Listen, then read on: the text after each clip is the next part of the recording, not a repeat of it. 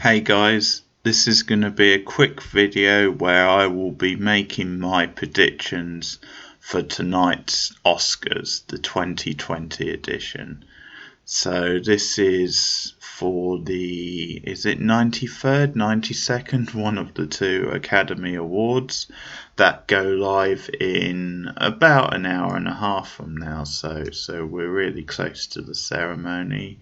And I just thought I'd get this video out to do a few quick predictions. I'm going to cover really just the main categories and run through them, and then I'll do a few other random picks as well, and just always a fun thing to do no matter who's nominated, just to see how many I get right. But I'll just cover the sort of main categories and then a few other picks. Now, quite a lot of the films I haven't yet seen that have been nominated this year because they've only recently come out and I haven't got a chance to see them, or just for whatever reason. But there's a few I've seen, so I can comment, and I'll just give general sort of thoughts on the way it may go, or some of the thinking behind who I think is going to win. So yeah, just a few quick predictions. And I think it's fair to say this may be one of the most predictable Oscar ceremonies in history. Obviously 1917, Sam Mendes' British war movie is the big favourite. I think certainly I can see that do at least a mini sweep of the board. I think I can see it sort of comfortably maybe winning the most awards. I think it could top up quite a few. Now, whether it wins Best Picture is another matter, but I think I can sort of confidently say then it'll get the most awards of the night, just because that sort of film you expect it to do really well in the technical categories and top quite a few up.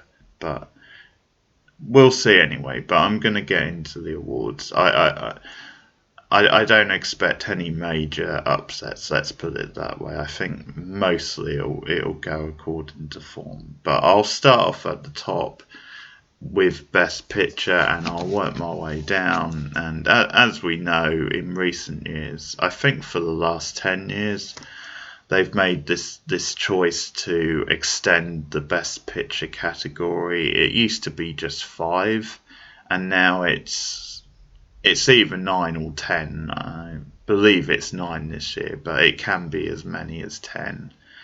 And I guess I should comment on that.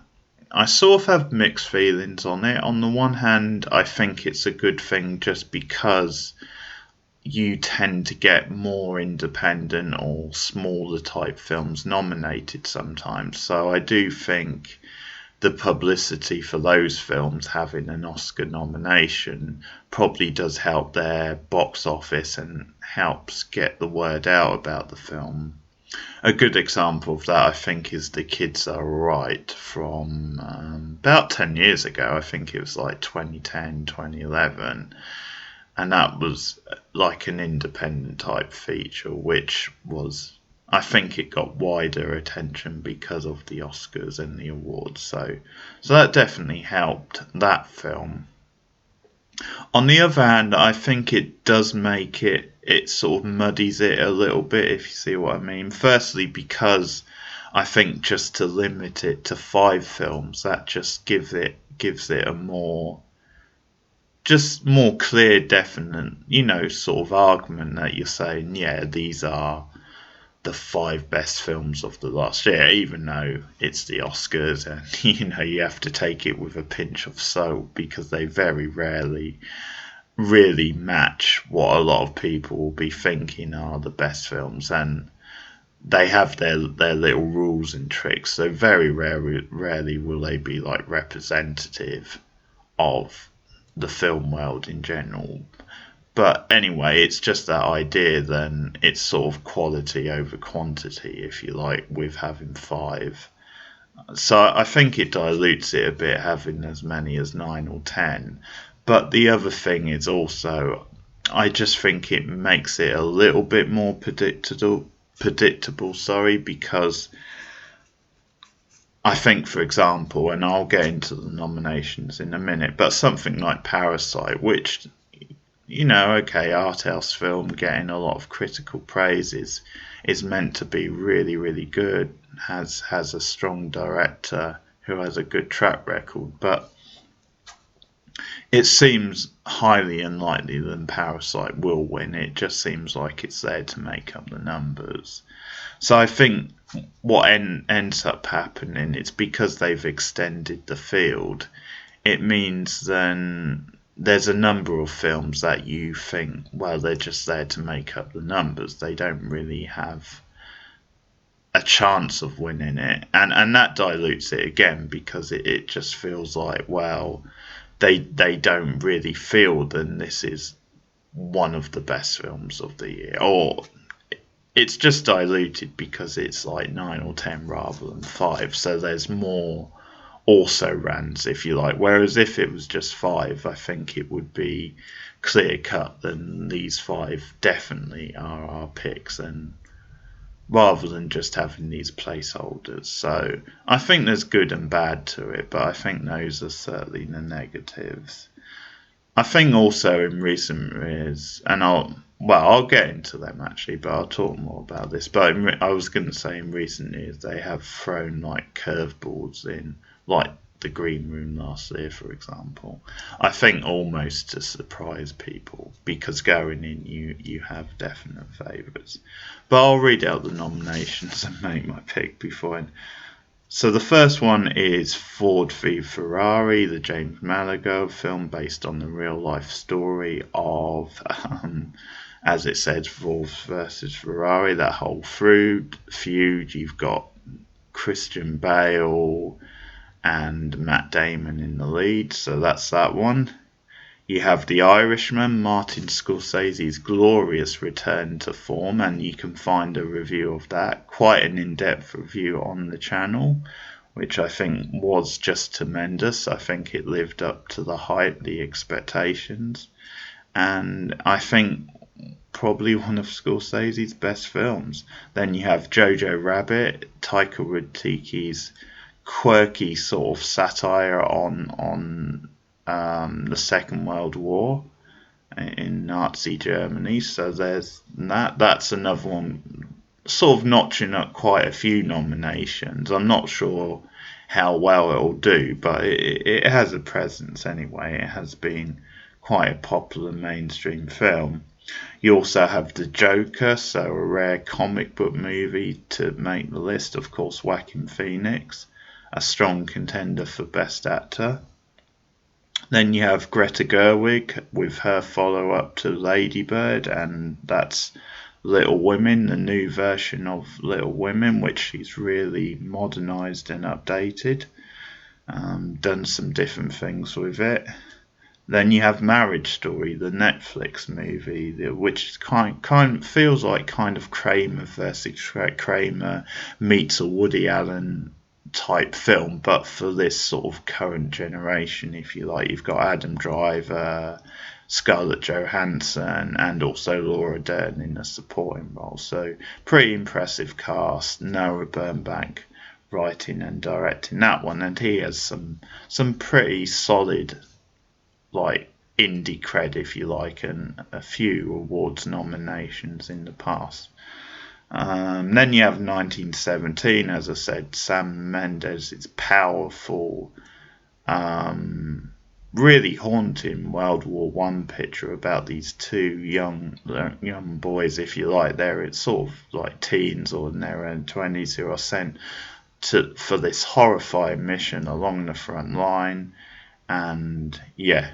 It's based on like Mendes' grandfather's experience at war, and it is truly terrifying, almost like a psychological horror. But it's brilliantly shot, beautiful, and just compelling, and it makes a vivid, powerful point about almost the senselessness of war as well. Now I'm not a big war movie fan, and that's testament to how great this film was, how it gripped me and actually told me a story. I think that's the thing. You actually have characters that you can follow and you can engage in their story, and yeah, it just sweeps you along and grabs you and makes you think and really appeals to your emotions. It does have a point to prove, but technically wonderful, beautifully shot, and some really great performances, particularly the leads, particularly George Mackay, who's just brilliant. I think it was very clever getting like fresh-faced sort of younger leads rather than, because when I saw the trailer, I think I was a bit concerned. You know, you had Benedict Cumberbatch, you had Colin Firth, Mark Strong, etc. I just thought it might be a bit distracting having these well-known cast members kind of front and centre leading this thing, and that it might just feel like that typically British like World War movie, but just having them in supporting roles pop up and then have the centre of the film be these two boys, these two younger actors anyway. I think that really sold the message of the film about just how crazy it is to send these just into no man's land. So that was a clever thing for the film to have done, and it paid off. But that's 1917. I just thought I'd give a few thoughts on that. So the Sam Mendes film, he of course in the past had Oscar nominations for American Beauty, Revolutionary Road. I think maybe even what was that gangster one? I'm talking to myself, but the gangster one with Tom Hanks, Road to Perdition, that is. I think even that might have got a couple of noms back in the day, and obviously did a couple of Bond films as well. So Sam Mendes, 1917. Then we have Once Upon a Time in Hollywood, Quentin Tarantino, who tends to pop up regularly at awards ceremonies. His films, I think, partly because they're such big casts and what have you, and he always seems to get praised for the writing in his films. So they always tend to rack up quite a few nominations, and this is of course his love letter to the golden age of Hollywood, with all these film references in, and it's centered around the backdrop of the Sharon Tate murders and the whole Manson family, like myth and epic, legend, if you like. And it follows DiCaprio and Brad Pitt, as like an aging sort of movie star, and his sort of loyal stunt double. So there you have it. Once Upon a Time in Hollywood. And the last nomination for Best Picture this year, I mentioned it earlier, it is Parasite, the Bong Joon-ho film. Just came out Friday actually, but so I've not seen it yet in the UK, but I'm very excited. I hear really, really good things. It's getting a lot of 5 stars review, and it sounds like an intriguing premise, this sort of family who sort of play tricks and cons on people.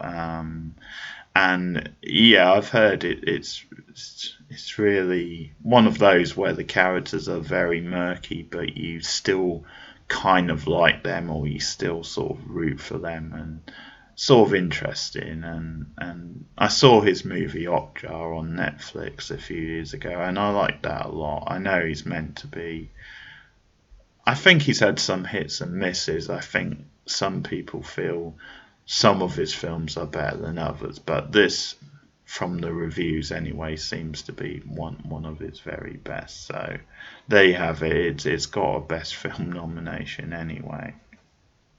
So if I can sort of break down the list, because there are quite a few placeholders. Who knows? You might get, as I said, a sting in the tail, a bit like they've done it in recent years. So like last year, I think when Green Room won, that did sound to me like it was a very kind of sending a message, going with the more traditional awards friendly type film, because of course going into the ceremony, I think a lot of people expected Roma to win that, the Alfonso Cuarón film, And I think out of the nominations, that really was the deserving winner. But I think with the whole momentum behind Netflix and this new age of the streaming service really challenging Hollywood's hierarchy, I think that was a big motivation between them picking Green Room last year, because it felt like a slap back to this threat from Netflix and their content and streaming in general. And Green Room did feel like the more safer. It's a perfectly fine film and I enjoyed it, but it felt like the safer choice to me. So, and it's also a little surprise, and similar with Shape of Water, that felt like a bit of a sting in the tail. That was the year before, so I think sometimes they do sort of throw curveballs in there. This year, I mean, I suppose you might say The Irishman, I think, is in with a shot. Obviously, Scorsese is a director loved in Hollywood. It's this epic of a movie.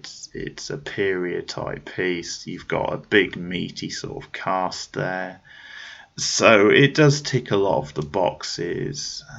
So I think that sort of maybe is a dark horse to maybe snatch it. Little Women, perhaps, but I think that's unlikely. I'm not sure that they'll go in that direction. I think realistically, it's probably between three, which is The Irishman, 1917, which is the big favourite, or Once Upon a Time in Hollywood. Obviously, 1917 has been storming the award circuit. It's been winning Best Picture at both the major awards so far, at the BAFTAs last week and at the Golden Globes not too long before that. So it's a hot favourite, and as I was saying, I think it may well sweep the boards. I think it may rack up the most wins on the night. But I'm actually going to go for an upset here, and I'll explain the reasons. But my pick is Once Upon a Time in Hollywood from Quentin Tarantino. And here's my thinking. First of all, I think you get this sort of like topping up sort of process with the Academy, where they sort of feel, well, a director's been nominated a lot of times now. He or she has been around a while, and it's just their time. I mean, you sort of think that happened with Scorsese when he won for Departed in I think it was 2007. And I mean, that's sort of bonkers when you think about all the great Scorsese films that could have won over the years. And I think I've certainly heard Mark Kermode say he has this theory. Then it's almost like an apology for not like giving it to him for Taxi Driver or Raging Bull, Mean Street, or King of Comedy, one of the other great Scorsese movies. So I think it could be similar here with Tarantino. I mean, not that I'm saying Tarantino's in Scorsese's class, because personally I'm not a massive Tarantino fan. I've liked some of his films, but a lot of them I feel have been just kind of alright, but not great. They don't sort of blow me away like they do many people. Similar with this, I think it's a good film generally. There's a lot of good stuff in it. Again, I thought it was overlong and a little bit pretentious, as his films tend to be. It's probably one of his better films, I think, of recent years. I'd probably say that. But anyway, I think it's just something that could work in his favour. The fact that he's been nominated quite a few times and hasn't won Best Director. So I think that could be one. The other reason is because essentially it's a film kissing up to Hollywood, and we know how the Academy likes that. So I think that could appeal to like the voters, the fact that it's this film with all this love for classic Hollywood and all these different references. So, and again, it could be seen as a swerve ball. It could be like a left of field pick that you don't really see coming. So they have it. I mean, 1917 is the favourite, and it wouldn't surprise me if it won. If you're a smart man or woman, probably put your money on it. But I'm going for the upset. I'm going for Once Upon a Time in Hollywood to win Quentin Tarantino the Oscar for Best Picture. So they have it. So that's my pick. I'll carry on. Best Director. We have Martin Scorsese for The Irishman, Todd Phillips for The Joker. There's something funny about The Joker and its nominations, and also having The Irishman get a lot, because the Joker clearly is inspired by the Scorsese films of the 70s, Mean Streets, more Taxi Driver, King of Comedy, that sort of thing. So Todd Phillips for the Joker, Sam Mendes, 1917, no surprise, Quentin Tarantino, again, Once Upon a Time in Hollywood, and then we have Bong Joon-ho for Parasite. So pretty strong field there, I think.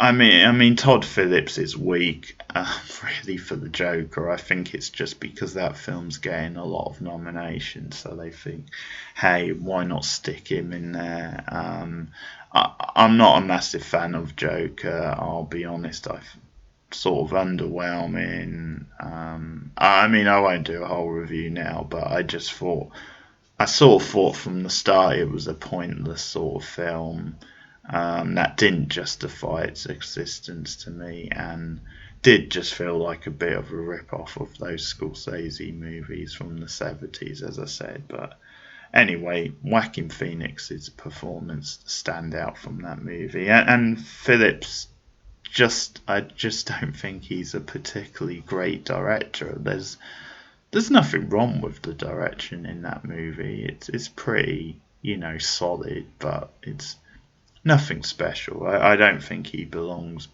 being nominated here. Scorsese obviously has a big presence, but I can't really see them giving it to him for The Irishman. Now, if I'm going on the logic that Once Upon a Time will win Best Picture, then normally the director of that film, the Best Picture winner, wins Best Director. That sort of goes hand in hand, but that's not going to happen, I don't think. I think, although I'm going for the upset in Best Picture, I think Best Director will go to form. I think Sam Mendes will be the clear favourite and will win Best Director for 1917, because basically that film, it's so much about the direction, because supposedly it was all done in one shot, one take, which I think in reality it wasn't, but anyway, that's the idea. And it's such a staggering, well-directed movie, so the technical aspects such a big part. So I expect Mendes to win for 1917. On to Best Actor, we have Antonio Banderas for Pain and Glory. We have Leonardo DiCaprio, Once Upon a Time in Hollywood. Adam Driver, Marriage Story, another nomination for that. Joaquin Phoenix for Joker. And we have Jonathan Pryce, The Two Popes, which is a Netflix movie. Another one I haven't seen. It doesn't really appeal, to be honest, but I mean, Jonathan Pryce is a great actor, so nice to see him nominated. So if I go through there, again, there is a clear favourite here. It's Joaquin Phoenix for the Joker, and I don't really see that being changed. It does feel like his time to win an Oscar, and it's a film that has gone down very well with the awards, and I think because it has this kind of ambition to be a little bit more arty, a little bit more of a humanist type comic book movie, and his performance is such the center of that movie, and it is the best part of it. I can't, he's a great actor, I can't fault it. I think he's done better films, been in more challenging roles, but he's very good as the Joker. So there you have it. I think he's nailed on to win it. It's nice to see Banderas in there. He's very good in Pain and Gain. Although I don't think it's an amazing film. I think it's a good film, Pain and Gain. I just didn't think... Oh, Pain and Glory, sorry. Pain and Gain. It's a terrible slip of the tongue. That's that awful looking Michael Bay movie. But Pain and Glory, the Moldovan film, which I thought was good again, but I didn't think it was the masterpiece a lot of the critics thought. I think he's done better films, but Banderas very, very good in it. I think if one person upsets Phoenix in that category, it could be Driver, Adam Driver. I think he's always very strong, and depending on if Marriage Story is going to win elsewhere, I think he's the one who could cause the upset, but I don't see it. I think Phoenix will take Best Actor. Then we have Best Actress. And notably, I should go back because no Greta Gerwig Best Director for Little Women, even though that's been nominated for Best Film, several other awards. And that's...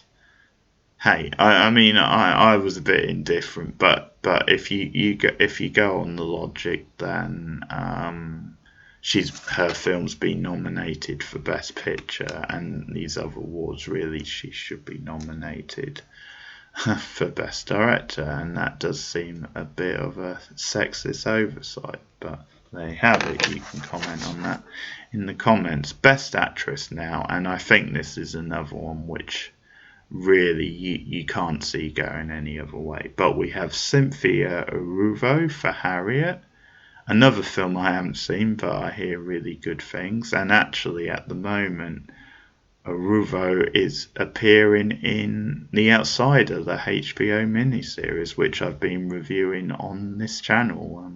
Up to episode 5 now. Episode 6 is about to air, and she's very good in that. I really like her. So there you have it. She's nominated for Harriet. Scarlett Johansson has been nominated for Marriage Story, so another nom for that.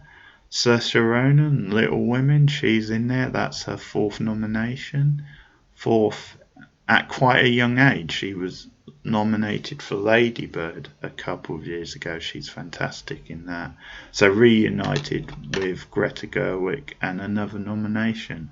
Charlize Theron has been nominated for Bombshell, and she won the Best Actress Oscar all the way back in 2003 for Monster. Irene Moore, she was great in that film, so she's been nominated for Bombshell. And then Renee Zellweger for Judy, and it's going to be Zellweger, isn't it? I mean, it's the sort of performance and film that awards just love. Of course, the emotional movie about Judy Garland's last days, and it's the sort of role Zellweger was born to play. And she's very good. I think the film itself is sort of average. It's quite a typical biopic, but it's solid enough. And then when you put her performance in there, I think her performance raises the film. It probably would be a lot less impressive without, but she is very good. But it's very Oscar bait, and I expect her to win. I think it's out of her and Scarlett Johansson. I think Johansson's another one who has been kind of slowly building up to this and has been slowly chipping away at finally winning like a Best Actress award. But I don't think it will be quite a year. I think because of Zellweger playing Judy Garland, and it's, such a big sort of performance and such an emotional, like, awards courting type film. So yeah, I can't see an upset there. I think Zellweger will take that one home. Then we have supporting actor. Tom Hanks has been nominated for A Beautiful Day in the Neighborhood, another film I have down to watch, the film about Mr. Rogers' story. Meant to be interesting, from the director of Can You Ever Forgive Me, which I really liked, and another nomination for Hanks. He's really sort of built them up over the years. I think he's won at least twice as well for Philadelphia and Forrest Gump, if I'm correct. So quite a few noms for Mr. Hanks over the years. Also, we have Anthony Hopkins, the other side of the two popes, so he's got a nomination as well. He has plenty of history with the Oscars. Al Pacino for The Irishman is in there. Again, this big starry cast. Joe Pesci, who came out of retirement and was so brilliant in that film, he's got a nomination for The Irishman as well. And then Brad Pitt for Once Upon a Time in Hollywood. Mr. Pitt, who's actually been lighting award season up with some really funny gags. And again, Pitt has been winning so far, and I don't see any surprises. I just think, first of all, I'm not sure how many Once Upon a Time in Hollywood will win. As I said, I'm going on the limb and giving it Best Picture, but that would be an upset, really. But I think it's one of those where it's not really expected to win many, and Pitt's performance is a very sort of standout performance in the film, and again, he has really solid history. I don't think he's ever won an Oscar, I'm pretty sure, so you can see them going with Pitt just to give that film something. It's almost like Pacino and Pesci have sort of cancelled themselves out, and it's just giving a little more credibility to have them both nominated for The Irishman. Hopkins has sort of done it before, and hey, it's a Netflix movie, so the Academy will be like, screw that, we're not giving an Oscar to a Netflix movie. And Tom Hanks, again, a solid sort of performance, if you like, but not expected to really be enough to win. So Brad Pitt, I think, will win for Once Upon a Time in Hollywood. Supporting actress. We have Kathy Bates for Richard Jewell. This is the new Clint Eastwood film which just came out. I hear mixed things, but Bates is always very good, and she's won an Oscar before for Misery. Never puts in a bad performance, Kathy Bates, even if the film isn't that great. Then we have Laura Dern for Marriage Story. She's sort of the favourite going in, having won at the Globes and the BAFTAs last weekend. Then we have Scarlett Johansson again, this time for supporting actress in Jojo Rabbit, so she's having a good year. Then we have Florence Pugh, Little Women, and also Margot Robbie for Bombshell. Now, I wish it was for Birds of Prey, because as you'll know, those of you seen my review, I really loved her in that, and I loved the film. But it's Bombshell, which I haven't seen yet, but she's really good, Margot Robbie. Anyway, I thought she was great in I, Tonya a couple of years ago. A really sort of standout film of this decade. And it's a pretty even category, but again, I'm going to go with the form Laura Dern for Marriage Story. I think it feels like maybe Marriage Story won't win anything else, and again, she's paid her dues. She's a very consistent actress, Laura Dern, so it just feels like it's right that she will win. And again, I've not seen the film yet. I keep saying that, but I'll see it soon. It's on Netflix. I'll check it out. But Laura Dern's one of my favourite actresses. I love her work for David Lynch. I love her in Jurassic Park. Love her in various things. She's Big Little Lies as well. Really great actress. So I can't have any complaints if she wins. So yeah, supporting actress Laura Dern, Marriage Story. So I'll do a few more. Best Original Screenplay. This one could be quite close, actually. We have Knives Out. That's Rian Johnson. We have Marriage Story again, Noah Baumbach. 1917, that's Sam Mendes and Krysty Wilson Cannes, something like that. Then Once Upon a Time in Hollywood, Quentin Tarantino, and Parasite, Bong Joon-ho and Hen Jong-woo. So there you have it. Now, I think, I'm not sure about the Globes, but I think last weekend at the BAFTAs, I think Parasite actually won for that. I think it's considered a very well written, sort of subtle little screenplay. And so maybe a slight favourite to win that category. Again, you wonder if they might give it to that with it. Not really.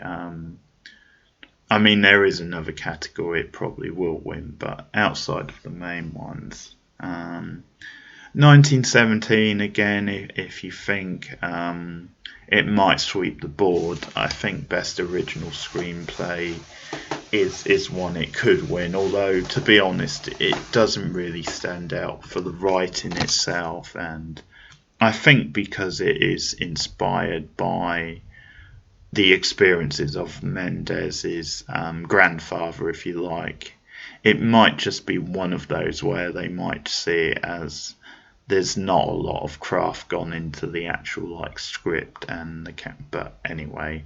So I'm not sure it'll win Best Screenplay. Tarantino tends to win a lot of writing awards. He's won at least a couple of Oscars for his screenplays, so I'm not sure they'll give it to him again. I actually think, as a storytelling teller, I don't think he's very good. I think that's his weakest sort of side. So it baffles me why people tend to love his writing, but that's just me anyway. But he's got another nom. Marriage Story, I think, could win it because it's that kind of sort of quite quirky, independent type feature where I think the writing would and the characters would be a big part of the drama. Has that very observational type feel to it. So Marriage Story, I think, is in with a shot. But I'm going to go for a little surprise here. I'm actually going to go for Knives Out, Rian Johnson to win an Oscar. And again, it's a similar sort of feel because I think, I'm not sure if Knives Out has been nominated for anything else. I think this might be the only award. Certainly not many awards if it has, and so I think they could give it to that just because it's not really going to win anything else, and probably because it's an Agatha Christie type story, or at least inspired by that sort of story. I think maybe that might sway it a bit because it feels like this classic sort of prestige to Agatha Christie. It's meant to have a good sort of mix of like comedy and this sort of more edgy like whodunit style plots. So actually I can see that appealing to the Academy. So I'm going to go for Rian Johnson and Knives Out to win Best Original Screenplay. I think it's either that or Parasite probably, but I'll go for Knives Out. And then adapted screenplay, we have The Irishman, Jojo Rabbit, The Joker, Little Women, and then The Two Popes. So it's a pretty familiar field. And I'll go for Little Women, Greta Gerwig. I think, again, that could be a token sort of Oscar, I think, because it's such a famous novel, and this is obviously a slightly different version of it, a different way to do it. She's thrown in some modern sort of twists, so I think that stands out, the fact that it has been recognised in many of the categories, and I think obviously the writing of it and adapting that original source into something a little bit more modern, I think will stand out and appeal. So yeah, I'll go for Little Women to win Best Adapted Screenplay. And then just a few more picks. I won't do the whole nominations, but just a few more predictions. So Best Animated Feature, I'll go for Missing Link. Best International Feature, as it's been renamed for some reason, well, Parasite.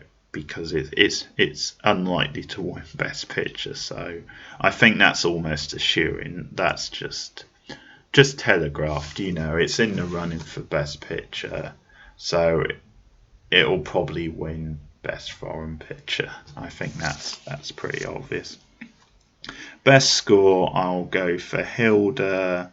However you say her name, it's like Hilda Giladu. However you say it, no idea. But for the Joker, and yeah, no complaints, because even though I'm not a big fan of the film, the music is pretty great. So I think she'll win Best Score. And then Best Cinematography, this is almost nailed on.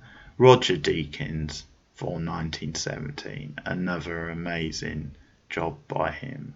Yeah, nailed on. And as I said, 1917, although I'm not totally sure it will win Best Picture, I think it could sweep the board with a few technical awards. So I think it could rank it up like 5 or 6 over the night. But there you have it. No major shocks in my opinion. And I mean, in terms of the quality and stuff, I guess we'll see. Some of them I've seen, some I haven't. Some I feel are stronger than others. But again, it's one of those where it doesn't really feel like a representative year, and it is one where they've maybe most of the films are recent releases. So again, a lot of films that appeared like earlier in the year do get ignored and sort of forgotten about. Us is a great example. I think that's one of the big snubs this year. I think Jordan Peele's film definitely should have got a few nominations. I think yeah, I was trying to remember it. Lupita Longo, I think should have been nominated for Best Actor without a doubt. She's amazing in that film, and the acting in general. Playing different versions of themselves, very different versions as well. I think that should have been recognized. But that's just one of the few snubs. But there you have it. There are my 2020 Oscar predictions. Let me know in the comments below what you thought and who you think will win the big categories. And I'll see you guys again soon. Goodbye.